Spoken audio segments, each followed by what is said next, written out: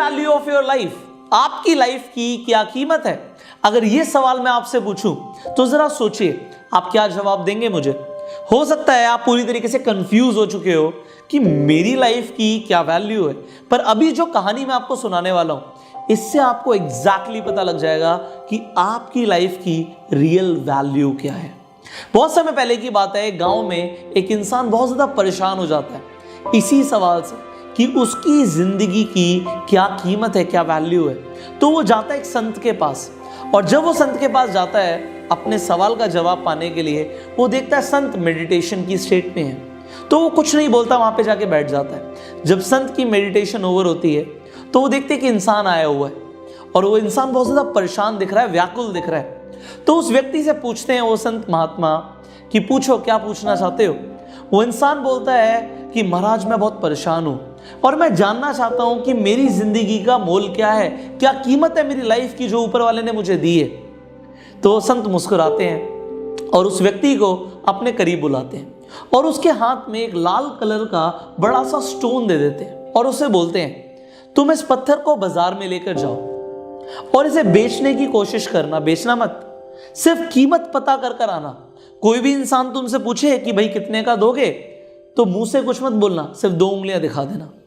अब वो इंसान बाजार चला जाता है। अब वो जब बाजार में जाता है तो एक आलू बेचने वाला इंसान उस आदमी को देखता है और बोलता है कि भाई ये जो पत्थर तुम्हारे हाथ में है क्या तुम इसे बेचना चाहते हो?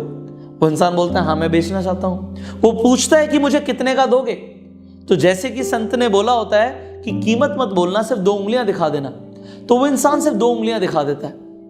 अब वो आलू बेचने वाला इंसान बोलता है अच्छा 2 किलो आलू लोगे इस पत्थर के लिए? तो ठीक है, मुझे पत्थर दे दो, मैं तुम्हें 2 किलो आलू देने के लिए तैयार हूं। अब वो कुछ नहीं बोलता, वो संत महात्मा के पास वापस आ जाता है और बोलता है कि मैं बाजार में गया था, इस पत्थर के लिए एक आलू बेचने वाला इंसान मुझे 2 किलो आलू देने के लिए तैयार था।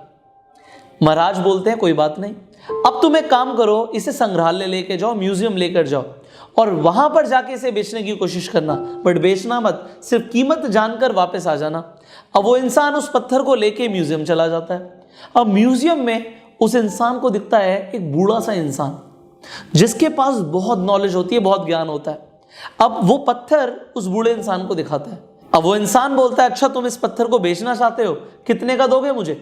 तो वो इंसान कुछ नहीं करता, सिर्फ 2 उंगलियां दिखा देता है जैसे कि संत ने बोला था। वो बोलता है अच्छा 2 लाख रुपए लोगे तुम इस पत्थर के लिए?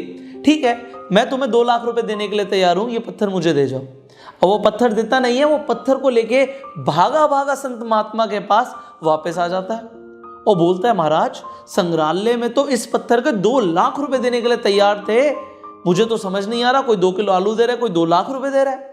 वो कहते हैं कोई बात नहीं, अब तुम शहर जाओ और शहर में जो सबसे बड़ा ज्वेलर हो, जो सबसे बड़ा सुनार हो, उसके पास इस पत्थर को लेकर जाना, बेचना मत, बस कीमत पता करके वापस आ जाना।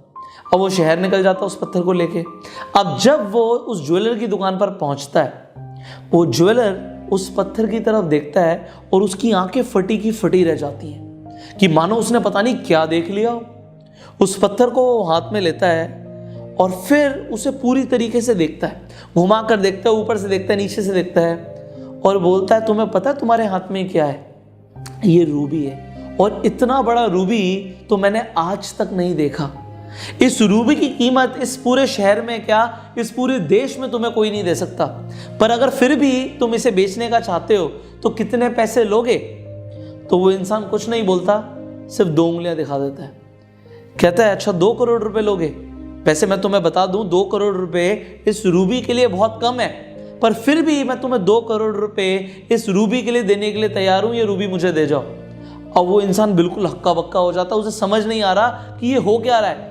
वो वहां से शहर से भागता हुआ वापस संत के पास पहुंचता है और बिल्कुल हैरान परेशान कि महाराज जो ज्वेलर था, जो सुनार था, वो तो 2 करोड़ रुपए देने के लिए तैयार था इस पत्थर के लिए। ऐसा क्या है इस पत्थर में, आप मुझे बताइए। वो कहते हैं पत्थर में कुछ नहीं है, ये पत्थर तुम्हारी जिंदगी है। तुम जिन लोगों के बीच में जाओगे, जैसी संगति के बीच में जाओगे, वैसी तुम्हारी लाइफ की और इस पत्थर की वैल्यू हो जाएगी। तुम जब एक ऐसे इंसान के पास गए जो सब्जी बेच रहा था, तो वो तुम्हें 2 किलो आलू देने के लिए तैयार था, एक इंसान जिसे थोड़ी बहुत परख थी वो तुम्हें 2 लाख रुपए देने के लिए तैयार था, और वो इंसान जो एक्सपर्ट था, जिसे रियल वैल्यू पता थी, उसने तुम्हें बोला होगा ये अनमोल है, वो कहता हाँ बिल्कुल बोला था ये अनमोल है, और वो 2 करोड़ रुपए देने के लिए भी तैयार था इसी पत्थर के, क्योंकि उसे भी पता है कि इसकी कीमत बहुत ज्यादा है। तो तुम्हारी लाइफ की भी वही कीमत है जो तुम मान लेते हो। अब ये लाइफ अनमोल है, जैसे लोगों के बीच में रहोगे वैसे तुम्हारी लाइफ हो जाएगी। अब मेरा सवाल आपसे ये है, अगर आपको अपनी लाइफ की वैल्यू पता लग गई है तो आप जरा चेक करो आप कैसे लोगों के बीच में हो। ऐसे लोगों के बीच में जो आपकी लाइफ की वैल्यू को जानते हैं और आपकी कदर करते हैं, या ऐसे लोगों के बीच में जिनके बीच में आप ग्रो नहीं हो रहे, जो आपकी लाइफ की वैल्यू को समझ ही नहीं पा रहे। देखो, अपनी संगति को अगर आप बदल लेंगे तो आपकी जिंदगी बदल जाएगी, एंड ये एक प्रूवन फॉर्मूला है। Change your surroundings to change your life.